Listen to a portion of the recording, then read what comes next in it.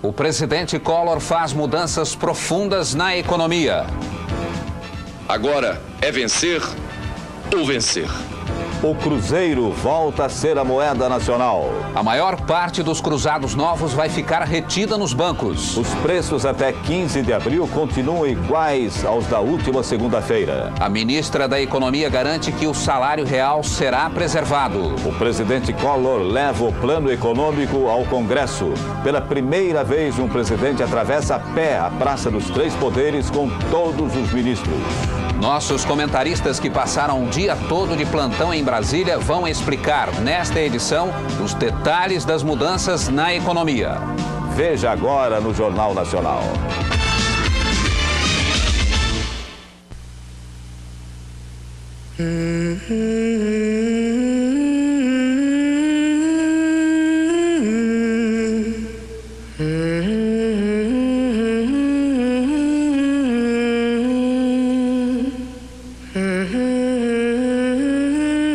Senhor presidente Fernando Collor de Mello, a gente espera que a pátria amada volte a ser a mãe gentil.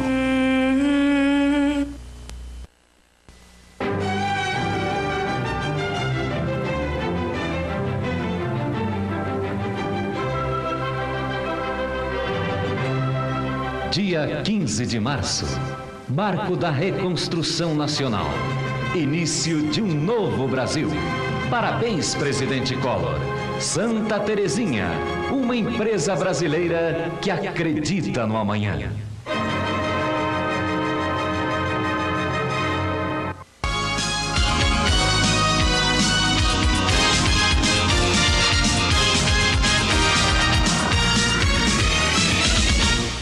O presidente Fernando Collor anunciou logo no início da manhã as medidas que mudam a vida do país. O anúncio foi feito numa reunião com o Ministério e as lideranças dos partidos. Depois ele foi ao Congresso, recebeu missões estrangeiras e ainda surpreendeu muita gente. Hoje, um novo estilo de trabalho pousou no Planalto. O presidente Fernando Collor chegou de helicóptero às 6h40 da manhã para a primeira reunião do Ministério. O presidente ainda esperou 15 minutos pela ministra da Economia, a única que chegou tarde, e abriu a reunião que confirmou a habilidade dele em usar o poder da comunicação. O anúncio das primeiras medidas do governo Collor foi transmitido ao vivo para todo o país, num horário em que muita gente ainda estava em casa. Às 10h30 da manhã, o presidente Fernando Collor de Mello inovou e surpreendeu outra vez. Saiu a pé para ir ao Congresso Nacional. A caminhada de 4 minutos foi outra oportunidade para que as câmeras registrassem mais esta marca do estilo Collor. De volta ao Palácio, o presidente continuou a tarefa de receber líderes estrangeiros que vieram para a posse. No final da tarde, outra surpresa do novo presidente. Os dragões da independência se prepararam para a saída dele pela rampa do Palácio. Mas a centena de pessoas que esperava ver o presidente Collor viu frustrada o helicóptero decolar pelo outro lado do Palácio. O ritmo de trabalho do primeiro dia de governo do presidente Fernando Collor parece ter sido ditado muito mais por uma tendência do que por uma simples coincidência. Para amanhã, sábado, o presidente reservou o dia inteiro para despachar normalmente aqui no Palácio do Planalto. Os funcionários do Palácio já foram avisados para chegar às 8 da manhã e para se prepararem para um dia de expediente normal. O presidente Fernando Collor anunciou logo cedo o programa econômico para os ministros e lideranças políticas. O presidente dividiu as medidas em 3 blocos, começando pelo que ele chamou de saneamento moral. 1. Abuso econômico. Passa a dar até 5 anos de cadeia neste país. Esconder mercadorias. Exagerar nos preços. Iludir o consumidor levará para trás das grades o gerente, o diretor e o dono da empresa. 2. O funcionário público que participar de atos lesivos ao fisco será demitido e será preso. 3. Extinção de todas as mordomias, pagamentos disfarçados de salários, etc. 4. O anonimato da riqueza escusa, conseguida com sonegação, está extinto. Acabaram os títulos ao portador e o sigilo protetor até de criminosos. 5. As grandes fortunas passarão a pagar sua contribuição para sanear o país. 6. Os ganhos de capital obtidos nas bolsas de valores passam a ser tributados, encerrando-se assim uma odiosa discriminação. O presidente Fernando Collor determinou ainda que o déficit público este ano seja 0. Para isso, ele adotou as seguintes medidas: reforma administrativa com o fechamento de ministérios, autarquias e empresas públicas e afastamento de maus funcionários. Suspensão de todos os subsídios, inclusive os concedidos às exportações e à informática.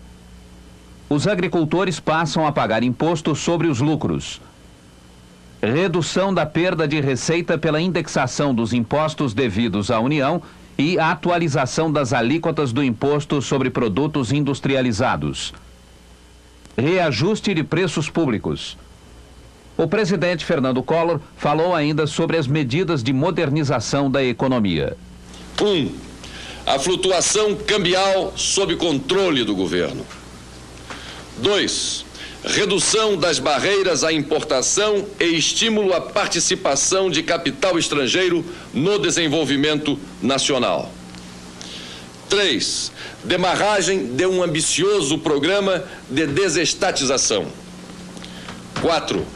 Privatização de débitos para com a União, através de leilões de indivíduos interessados em receber dívidas atrasadas do governo federal.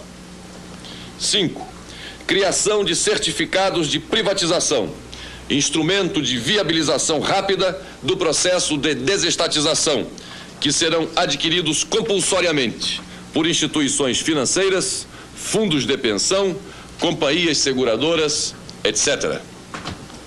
Sobre preços e salários, o presidente Fernando Collor determinou o seguinte: os salários de março vão receber a inflação integral de fevereiro. Os preços voltam aos valores do dia 12 de março. No dia 15 de abril, começa a política de prefixação de preços e salários. O presidente determinou ainda o pagamento de mais impostos nas aplicações do mercado financeiro. E o cruzado novo é substituído pelo cruzeiro. Não temos alternativas. O Brasil não aceita mais derrotas. Agora é vencer ou vencer. Que Deus nos ajude. Muito obrigado. O governo extingue 24 repartições públicas e empresas estatais no primeiro dia da reforma administrativa.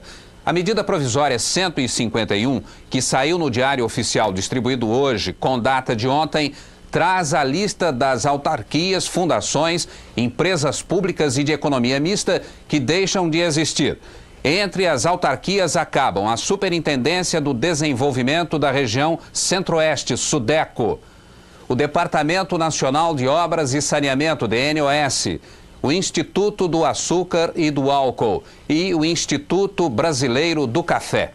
Das fundações, 8 vão ser extintas: a Fundação Nacional de Artes, Funarte, Fundação Nacional de Artes Cênicas, Fundacem, a Fundação Brasileira do Cinema, FCB, Fundação Cultural Palmares, Fundação Nacional Pró Memória, Fundação Nacional para Educação de Jovens e Adultos, Educar, e a Fundação Museu do Café.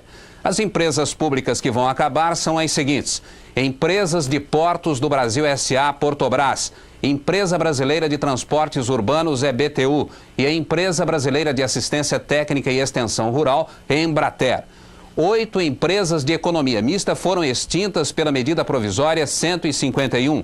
Elas são as seguintes: Companhia Auxiliar de Empresas Elétricas Brasileiras, a CAEB, Banco Nacional de Crédito Cooperativo, BNCC, a Petrobras Comércio Internacional, Interbras, a Petrobras Mineração S.A., Petromisa, Siderúrgica Brasileira S.A., Siderbras, Distribuidora de Filmes S.A., Embrafilme, Companhia Brasileira de Projetos Industriais, Cobrap, e, por último, a Companhia Brasileira de Infraestrutura Fazendária, Infas.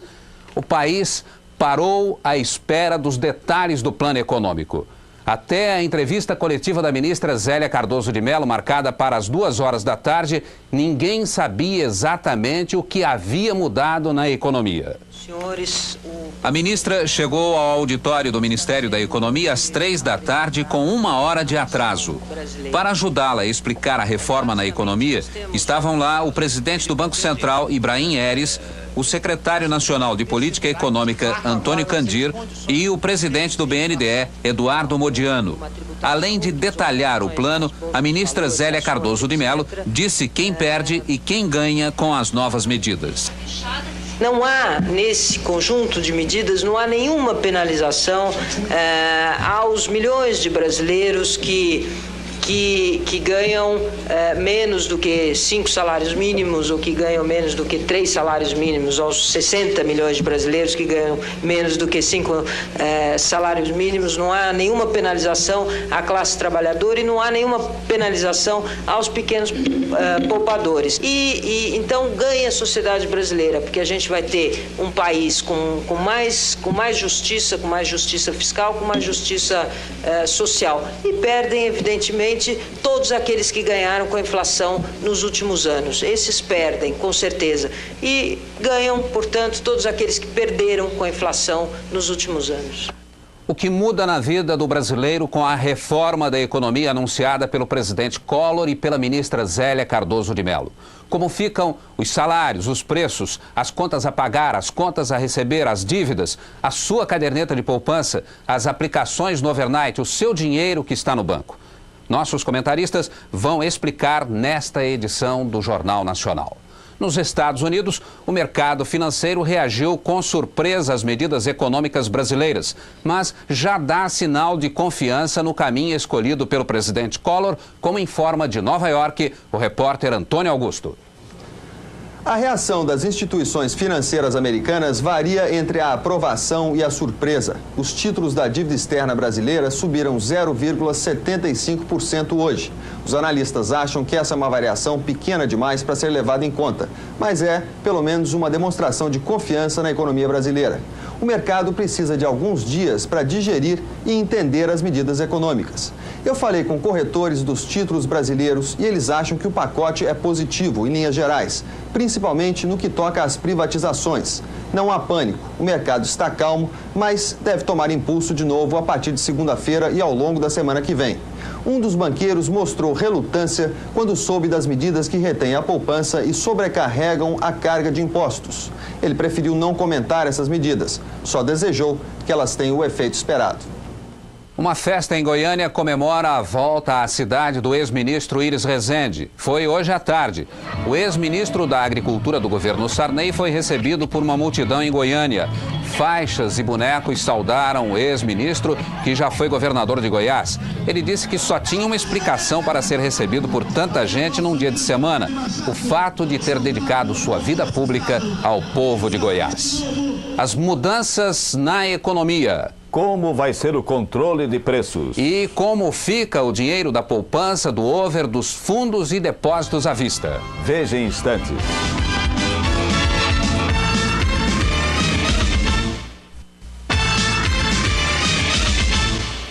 Como fica a situação dos preços das mercadorias? Joelmir Betting. As regras do jogo para o reajuste dos preços foram estabelecidas pela medida provisória 154. Os preços ficam tabelados pelos valores praticados segunda-feira passada, dia 12. E quem vai dizer quais são esses valores ou esses preços é a SUNAB, que deve divulgar o primeiro tabelão amanhã. Novos reajustes de preços públicos ou privados só com autorização do governo. O tabelão da SUNAB vai orientar tanto o vendedor como o comprador. Em abril começa o regime de pré-fixação dos reajustes de preços e salários. São índices diferentes no percentual e na data. O índice dos salários é divulgado no dia 15 de cada mês. O índice dos preços no primeiro dia útil de cada mês, primeiro dia útil. O primeiro índice dos salários será divulgado no dia 15 de abril. E o primeiro índice de reajuste dos preços só será divulgado no dia 1º de maio. Ou seja, a pré-fixação dos preços só começa a vigorar daqui a 45 dias. O detalhe importante: o índice pré-fixado dos preços funciona como teto. não pode ser atravessado para cima. E o índice de pré-fixação dos salários funciona como piso, não pode ser atravessado para baixo. E assim como não é proibido reajustar salários acima do piso, também não é proibido reajustar preços abaixo do teto. Claro, se a concorrência assim aconselhar ou se a falta de caixa na empresa assim o exigir. E quem não cumprir ou quem violar o tabelamento dos preços até 30 de abril ou a pré-fixação dos preços a partir de maio? Bem, quem violar será enquadrado pela medida provisória 153, que é um novo instrumento legal que define crimes por abuso do poder econômico. Crimes punidos com prisão de 2 até 5 anos e com multas de 200 mil até 5 milhões de BTNs, o que daria hoje em cruzeiros uma multa realmente colossal, equivalente a quase 150 milhões. A medida provisória 153 também alcança outras práticas danosas à economia popular, em defesa tanto do consumidor como em defesa da boa e leal concorrência. A formação de cartéis, desabastecimento artificial, sonegação de produtos, cobrança de ágio, vendas sem nota, vendas de produtos estragados ou adulterados, abuso dos juros nas vendas pelo crediário, propaganda mentirosa ou enganosa de bens, serviços ou mesmo de planos de venda e, finalmente, a sonegação de impostos. As multas atingem as empresas e as penas de prisão atingem os empresários, do gerente da empresa até o presidente da companhia. A decisão é da Justiça, o flagrante é da Polícia. No caso, Polícia Federal, em operação conjunta com a SUNAB e a Receita Federal, as 3 entidades sob o comando único do delegado Romeu Tuma. O delegado Romeu Tuma pede calma à população e garante que vai haver uma fiscalização rigorosa dos preços tabelados nas lojas e supermercados. Hoje pela manhã, o delegado esteve na Receita Federal, onde vai tomar posse na segunda-feira. À tarde, o delegado Romeu Tuma se reuniu com assessores aqui no prédio da Polícia Federal. Ele ligou para todos os superintendentes regionais e avisou: a partir de amanhã, saindo a lista de preços da SUNAB, todos deverão estar de prontidão para possíveis reclamações de irregularidades. No final do dia, ele nos concedeu uma entrevista e aproveitou para fazer um apelo à população. Que a população não tente praticar justiça com as próprias mãos, para evitar uma perturbação da ordem pública. A autoridade estará presente, procurem a autoridade, principalmente a policial, ou mesmo da Receita, mais próxima da ocorrência, telefonem para os telefones policiais que em todas as cidades constam e chame a autoridade competente para que ela tome providência e assim aquele que praticar a desobediência à lei terá punição dentro desta lei. O ministro da Justiça, Bernardo Cabral, e o delegado Romeu Tuma tiveram hoje uma reunião sigilosa para examinar o caso dos supermercados que remarcaram preços depois do dia 12 deste mês. Sem que os supermercados soubessem, fiscais da SUNAB registraram os preços que estavam em vigor no dia 12 e agora podem comparar os valores. Os supermercados pediram ao governo um feriado para anular as remarcações e voltar aos preços do dia 12 de março. E como ficam os investimentos? O over, a poupança e os fundos ao portador? Lilian Vitfib. Caderneta de poupança e depósito à vista no banco. Conta corrente. Só 50 mil cruzados novos estão liberados. O resto fica preso no Banco Central por 1 ano e meio, até julho de 1991.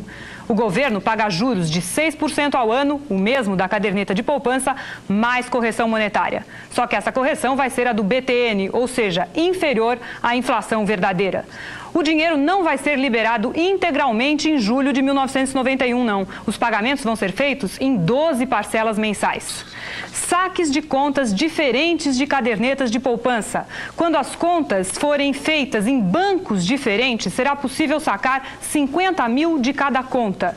Quando as contas estiverem num mesmo banco, o saque total só poderá ser de 50 mil cruzados novos. Sorte de quem tem conta em caderneta de vários bancos e azar de quem abriu várias várias contas num mesmo banco. Essas regras e limites se referem apenas ao dinheiro que já estava depositado antes do feriado bancário. Salários recebidos a partir da semana que vem ou depósitos em caderneta de poupança feitos agora ficam livres de qualquer limite, porque já são depósitos em cruzeiros, livres do limite e do imposto.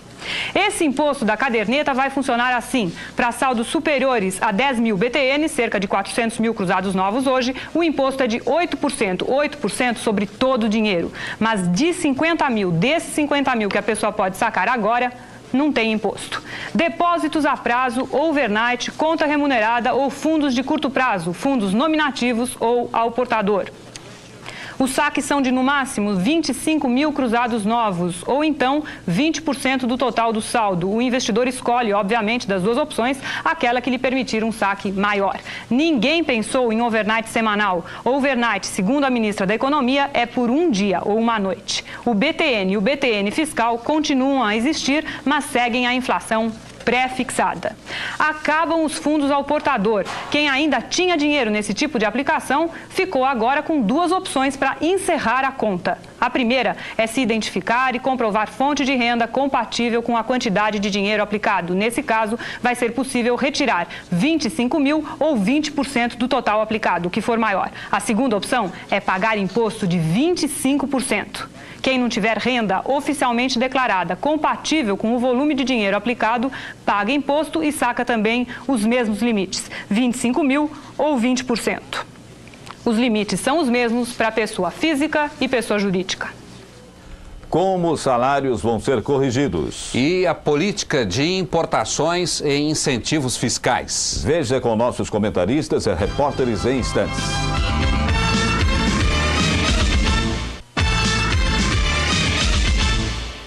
Qual é a regra para reajuste dos salários a partir de agora? Paulo Henrique Amorim. Só o salário mínimo vai ser corrigido, na pior das hipóteses, todo mês pela inflação. Aliás, o salário mínimo vai receber a inflação mais 5%. Agora, quem ganha mais do que um salário mínimo vai ter que discutir o salário com a empresa, não vai ter regra, é a livre negociação. A nova política salarial funciona assim. Todo mês o governo vai pré-fixar os índices para aumento de preços e de salário. A ideia até é fazer com que os salários sejam prefixados um pouco acima dos preços. Só tem um problema. Se a inflação verdadeira for maior do que aquele mínimo pré-fixado para o salário, o trabalhador vai ter que buscar a diferença através da negociação salarial. Logo de saída vai surgir um problema. Os aumentos de preços da agora até o final do mês não vão ser incluídos no cálculo da inflação de abril, da nova inflação a ser calculada de 1 a 30 de abril. Quer dizer, todos os aumentos de preços e tarifas ficam fora. O trabalhador vai ter que buscar isso na negociação direta. E se a empresa der, não pode passar para os preços. E outra coisa para acalmar todo mundo. Com a reabertura dos bancos, na semana que vem, todo mundo vai receber seu salário direitinho em cruzeiros. A reforma administrativa muda a capital burocrática do país. Brasília não é mais a mesma depois das medidas anunciadas pelo governo Collor. E privilégios que não se encontram em nenhum outro lugar do país. A reforma baixada hoje acaba com vários deles. Para vir à capital do Brasil, os diretores de estatais terão de usar o aeroporto comum. Todos os aviões das empresas públicas vão ser vendidos. Os ministros não vão mais desfrutar de mordomias, como morar de graça numa destas mansões do lago, que custam tão caro para o contribuinte. Quem anda pelo plano piloto passa perto de outro luxo da cidade que está com os dias contados. Aqui estão os apartamentos onde os funcionários do governo moram sem pagar aluguel. Mais de 10 mil apartamentos como aqueles ali estão sendo colocados à venda. E esta venda não é só para funcionários públicos. Qualquer pessoa vai poder entrar na concorrência que a Caixa Econômica Federal vai abrir. Os apartamentos vão ser vendidos pela melhor proposta. E todos esses apartamentos que forem agora comprados do governo só poderão ser vendidos novamente daqui 5 anos. No roteiro da cidade, outra paisagem que vai mudar é a do setor de autarquias. Um dos símbolos mais visíveis está aqui. Uma empresa extinta que cuidava de portos a 1.400 quilômetros do mar. Na esplanada nem se fala. O governo está atrás de quem tem mais de um emprego público e vai colocar todo mundo no devido lugar. Todos os funcionários que estão cedidos a órgãos e empresas do governo terão de voltar a seus locais de trabalho de origem. É o que está acontecendo neste momento lá no Palácio do Planalto, onde todos os funcionários são emprestados. Daqui para frente está proibido. Nenhum funcionário poderá ser cedido a outros órgãos do governo. Quem não tiver estabilidade vai perder o emprego. A primeira palavra-chave no que se trata para os funcionários é a questão da estabilidade. Todos os funcionários públicos, servidores públicos são obrigados a voltar para o seu órgão de origem. Muito bem, ele voltando ao órgão de origem, se o seu órgão de origem foi extinto, ele tem que verificar se ele tem estabilidade. Se ele tiver estabilidade, automaticamente está em disponibilidade, está disponível. Se ele não tiver estabilidade, ele automaticamente está demitido. Outra mudança. Carro oficial agora só para o presidente e os ministros. Estas garagens superlotadas vão ficar vazias. O governo vai vender quase todos os carros. Os funcionários também perderam o transporte de graça. Os contratos com as empresas que alugam estes ônibus não serão renovados.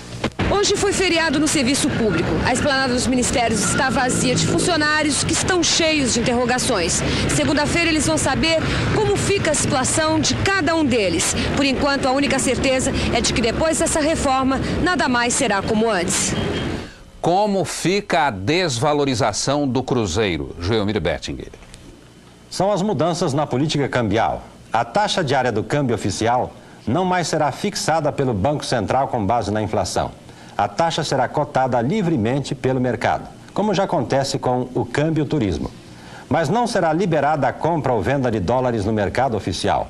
Uma exclusividade das empresas que já operam nesse mercado com autorização do governo, caso dos bancos e dos importadores e exportadores. Quer dizer, a cotação da taxa oficial é livre, mas o mercado oficial de câmbio ainda não. Os controles continuam. Outra medida provisória reduz as restrições de importação de mercadorias em geral. Nesta primeira fase, a eliminação progressiva dos limites de importação por volume ou quantidade, mas permanecem as tarifas de importação, que numa segunda fase serão rebaixadas gradativamente, rebaixadas, mas não eliminadas. A exportação perde todos os benefícios fiscais, mas ganha as vantagens cambiais do câmbio flutuante alinhado com o dólar turismo. Os incentivos fiscais só vão permanecer para empresas estabelecidas na Zona Franca de Manaus. A troca do cruzado novo pelo Cruzeiro. Como ficam as dívidas, o pagamento de cheques e a retirada de dinheiro dos bancos? Você vai ver em instantes.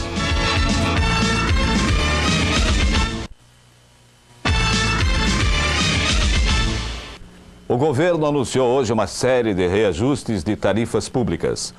O objetivo é zerar a defasagem dos preços públicos. A energia elétrica fica 32% mais cara a partir de hoje. As tarifas postais sofrem o maior reajuste, 83,5%. As tarifas telefônicas ficam 32,1% mais caras. O telefone residencial passa a custar 105.301 cruzeiros. E os comerciais, 210.602 cruzeiros. As passagens aéreas sobem 50,7%. Com o dinheiro das aplicações retido, como as empresas vão pagar a folha dos salários? Paulo Henrique Amorim. Todas as empresas desse país estavam com dinheiro no over se protegendo da inflação. Com esse dinheiro, elas pagariam seus compromissos, inclusive a folha de pagamentos. Muito bem. Aí vem o plano do governo Collor e diz que ela só pode tirar 20% do que tem no over. E que esses 20% não devem ir... E se esses 20% não forem suficientes para pagar a folha, que é o que pode acontecer com muitas pequenas e médias empresas. O presidente do Banco Central, Ibrahim Eres, diz que há várias maneiras de resolver esse problema. Primeiro, é ir ao banco e pedir dinheiro emprestado. Vai ser difícil, o banco tem pouco dinheiro para emprestar. Depois pedir um financiamento especial no Banco Central, também vai ser difícil conseguir uma exceção. E por último, tem a possibilidade da empresa ir a um leilão de conversão, que é como o governo está chamando. É um leilão em que se tentará trocar cruzados, a moeda antiga, por cruzeiro, a moeda velha por moeda nova. E é aí que a cobra vai fumar.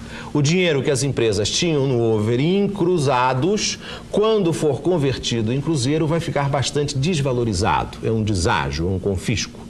Enfim, aconteceu o que já se temia, ou que já se sabia que ia acontecer. Uma boa parte do dinheiro que estava no over ia desaparecer e desapareceu.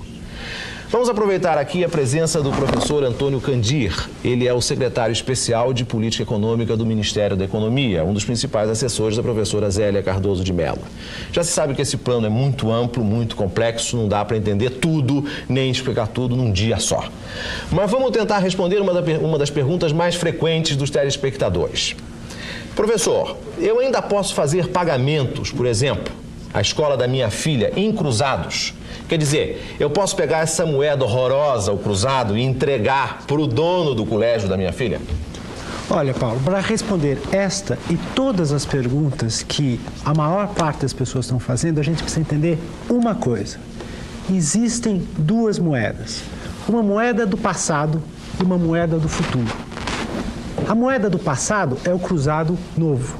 O cruzado novo serve para pagar e saldar todo e qualquer compromisso estabelecido antes da publicação da medida provisória. Como o colégio da minha filha. Como, por exemplo, se é correspondente ao serviço escolar já executado, ou seja, a mensalidade correspondente ao mês que sua filha esteve estudando, então, de fato, você paga em cruzado novo.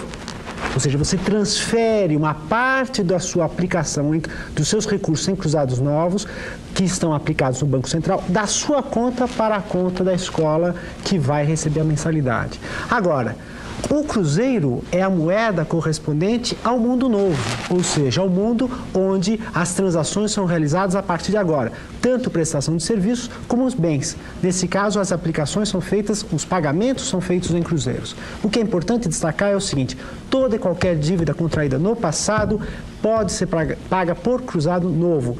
Muda o titular da conta. E quanto a isso, não há limites. Aliás, diga-se passagem, limite é só para fazer a transição do mundo novo para o mundo, do mundo velho para o mundo novo. Ou seja, se estabelece critérios para a conversão.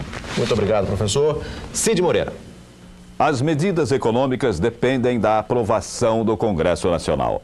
Políticos do governo e da oposição participaram hoje da primeira reunião ministerial do novo governo. Os políticos acordaram mais cedo hoje. 6h30 da manhã já estavam chegando ao Palácio do Planalto para participar como convidados da primeira reunião ministerial do novo governo. Presentes os líderes do PTB, do PDC, do PDS e do PFL, partidos que já apoiam o governo. E também líderes da oposição moderada, Ibsen Pinheiro do PMDB e Robson Marinho do PSDB. Se o presidente precisa disso para aplicar o seu plano de acabar com a inflação no Brasil e de devolver à realidade a justiça salarial, o PL vai votar a favor. Eu só posso dizer que ele é de grande importância e de suma gravidade. E é um ato de coragem que eu jamais vi num presidente da República. A liderança está coordenando, através dos vice-líderes, o exame dos aspectos jurídicos, dos aspectos econômicos, tributários, sociais, administrativos, porque, pelas informações, o plano contém todo este universo. Convém que a gente examine isto com a profundidade necessária para que você não cometa enganos na avaliação, para que você possa ter uma visão correta do que seja. O convite aos políticos foi uma ideia do presidente Fernando Collor. Ele queria que os líderes dos partidos fossem informados em primeira mão sobre as medidas que seriam anunciadas pelo governo. Pouco depois da reunião, o próprio presidente veio aqui ao Congresso para entregar os projetos pessoalmente ao presidente do Senado, Nelson Carneiro. Num breve discurso, ele pediu o apoio e a compreensão dos políticos. O Congresso Nacional não nos faltará com a sua cooperação e com a sua solidariedade num momento tão difícil para todos nós. No Congresso Nacional, as reações às reformas variaram durante o dia. Alexandre Garcia. Pela manhã, as reações no Congresso Nacional foram consequência do discurso do presidente Fernando Collor, assistido na televisão pelos deputados e senadores. Aí a reação foi francamente favorável, reunindo o PDS, o PFL, o PL, o PDC, o PST, o PRN, o PTB e uma parte do PMDB e do PSDB. Estava em dúvida uma outra parte do PSDB e do PMDB. E estavam contra o PDT, o PT, o PCdoB, o PSB e uma pequeníssima parte do PSDB e do PMDB. Mas à tarde, depois que começaram a surgir, também pela televisão, detalhes das medidas, aí as reações mudaram um pouco. O PDS se retirou do Congresso Nacional para se reunir fora dele, a fim de discutir as medidas.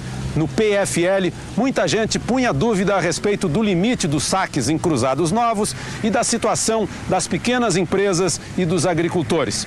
O líder do PSDB, o deputado Robson Marinho, me disse que se concretizava uma previsão do presidente Collor de que ele iria causar perplexidade à direita e surpresa à esquerda, mas que dificilmente alguém no Congresso poderia defender a minoria da população que tem mais dinheiro no over e na poupança. Agora à noite, o líder do PTB, deputado Gastone Rigg, me disse que as medidas não deveriam surpreender o Congresso, porque o presidente Collor está cumprindo promessas de campanha e que, num ano eleitoral, seria conveniente votar em promessas já aprovadas pelas urnas. E agora há pouco, as lideranças do PDT, do PT, do PCdoB e do PSB foram procurar o presidente do Congresso, o senador Nelson Carneiro, para pedir uma convocação extraordinária nesse final de semana, para dar conhecimento aos congressistas das medidas do governo. O líder do PSB, deputado João Herman, me disse que o grande problema é que os deputados e senadores ficaram sabendo das medidas em seus detalhes através da televisão e que elas deveriam ter sido discutidas antecipadamente com as lideranças. Não haverá convocação extraordinária do Congresso por falta de número nesse final de semana. Mas as lideranças vão aproveitar o sábado e domingo para estudar melhor as medidas, para que na próxima semana possam adotar posições mais seguras. Ainda não está decidido se os bancos vão reabrir na segunda-feira ou se o feriado bancário será estendido. O presidente da Federação Brasileira de Bancos, Léo Cochrane, cancelou todas as entrevistas à imprensa. Segundo a FEBRABAN, o plano econômico é complexo e extenso e precisa ser bem analisado. Neste final de semana, os dirigentes da FEBRABAN vão examinar detalhadamente as medidas e definir se precisam de mais tempo para se adaptar às novas determinações. A Federação das Indústrias de São Paulo, Fiesp, também quer estudar o plano com calma, antes de se pronunciar oficialmente. O presidente da Central Única dos Trabalhadores, Jair Meneghelli, reconhece que as medidas prejudicam o capital, mas teme que possam afetar os salários. Como fica a situação dos cheques pré-datados? E a mudança da moeda, de cruzado novo para cruzeiro? Lilian Vitfib. Volta o cruzeiro. Que prefeito de conversão vale tanto quanto cruzado? Nenhum zero foi cortado. O dinheiro que está no bolso das pessoas só muda de nome. Nada muda na prestação da casa própria. Equivalência salarial continua a ser equivalência salarial. Isso é, a prestação sobe de acordo com os salários. Contratos em que a prestação acompanha o BTN continuam seguindo o BTN. Aluguel. O valor vai subir de acordo com a inflação pré-fixada, que deve ser até menor do que o aumento do salário. O índice da inflação pré-fixada ou do aumento do aluguel vai ser conhecido todo dia 15. O novo critério vale para os aluguéis a partir de abril. Agora, em março, ainda vale o critério antigo. Os cheques emitidos durante o fim de semana prolongado do feriado bancário. Cheques emitidos em cruzados vão ser compensados normalmente, mesmo os valores acima de 50 mil. Eles são compensados a favor de uma pessoa que, no entanto, fica com esse novo saldo em cruzados também bloqueado. Cheques compensados em cruzeiros estão livres de limites. E o que vale no cheque é a data. Cruzeiros existem a partir de amanhã. E cheque pré-datado. O presidente do Banco Central disse que o governo ainda vai determinar um período durante o qual os cheques pré-datados, em cruzados, portanto, vão ser aceitos. Não há tablita, já que o cruzeiro vale tanto quanto o cruzado novo. E cheque ao portador. O cheque ao portador só pode ser emitido até o limite de 100 BTNs, cerca de 4 mil cruzeiros a partir de agora. Acima disso, será preciso emitir um cheque nominativo, ainda que a operação se destine ao simples pagamento de uma roupa ou mesmo de um eletrodoméstico. Cheque nominativo ou então cruzeiro. Vamos lembrar agora, mais uma vez, o que muda no seu dia a dia com as novas regras na economia. A partir de hoje, o dinheiro no bolso virou cruzeiro. Um cruzado novo é igual a um cruzeiro com todos os zeros. Cheques. A partir de hoje, só preenchem cruzeiros. Exemplo, ao invés de 1.000 cruzados novos, 1.000 cruzeiros. Dinheiro depositado no banco em conta corrente. Até o limite de 50 mil cruzados novos, vira cruzeiro. Acima disto, vai para uma conta no Banco Central e é devolvido depois de 18 meses com correção monetária e juros de 6% ao ano. O overnight continua existindo. Se você tem dinheiro depositado, pode sacar até o limite de 25 mil cruzados novos, ou então 20% do total. Acima disto, mais uma vez, o dinheiro vai para o Banco Central e é devolvido em 18 meses com correção monetária e juros de 6% ao ano. Caderneta de poupança. Você só pode sacar até 50 mil cruzados novos. Se tiver mais de uma caderneta, o limite é de 50 mil para cada uma delas. Mas se as cadernetas forem de um mesmo banco, aí o limite é só de 50 mil para todas as contas.